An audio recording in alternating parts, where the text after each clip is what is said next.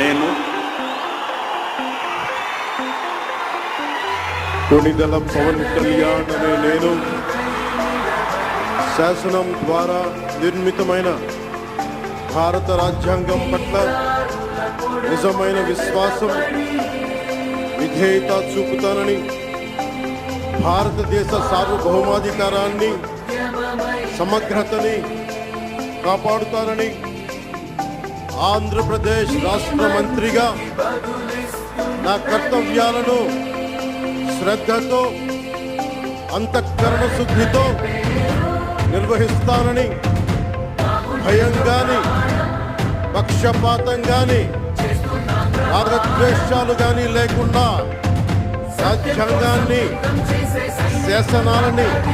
అనుసరించి ప్రజలందరికీ న్యాయం చేకూరుస్తానని